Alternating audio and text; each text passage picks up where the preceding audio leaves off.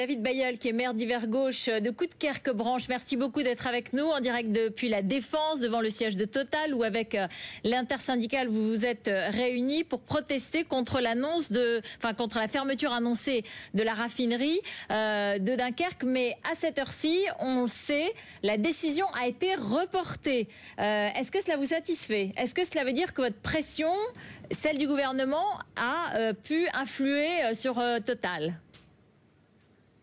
Bien évidemment, nous l'espérons, mais sachez que ce qui nous plaira vraiment, c'est lorsque nous aurons un projet de continuité industrielle complète pour le site.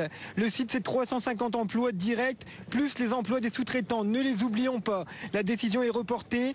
Total, c'est 8 milliards de bénéfices. Ces bénéfices doivent aller vers la recherche et le développement, les énergies nouvelles, les biocarburants, les énergies propres, et faire continuer une politique industrielle et économique forte sur le littoral dunkerquois. Et je compte sur les dirigeants de Total qui ont eu la sagesse de reporter leur décision pour véritablement permettre un projet de plus grande ampleur qui permettra à cette raffinerie de continuer, peut-être pas sous la forme actuelle, mais sous une autre forme qui permettra également de sauver l'intégralité des emplois. C'est pour ça que je suis ici avec le conseil municipal de Coudekerque-Branche, avec l'intersyndicale, avec de nombreux élus locaux.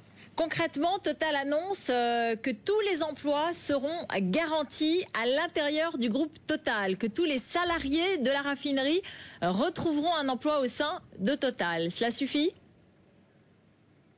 Non, ça ne suffit pas. Je vais vous donner un exemple. Ma commune, 25 000 habitants, à peu près 750 emplois directement, vous l'avez entendu, sur Total avec ses sous-traitants.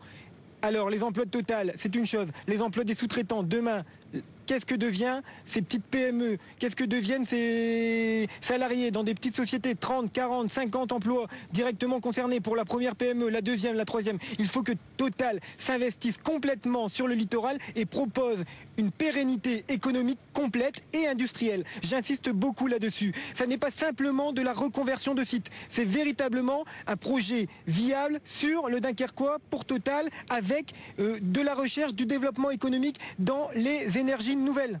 Alors, on sait, le gouvernement, par la voix de Christian Estrosi, le ministre de l'Industrie, a dit ce matin sur BFM Radio que le gouvernement n'accepterait pas la fermeture de la raffinerie tant qu'il n'y aura pas de garantie nécessaire sur la pérennité des emplois. Est-ce que vous pensez que c'est ça qui a été décisif ? Je pense plutôt qu'on a laissé le temps au groupe Total de construire un plan beaucoup plus ambitieux. Je le souhaite véritablement.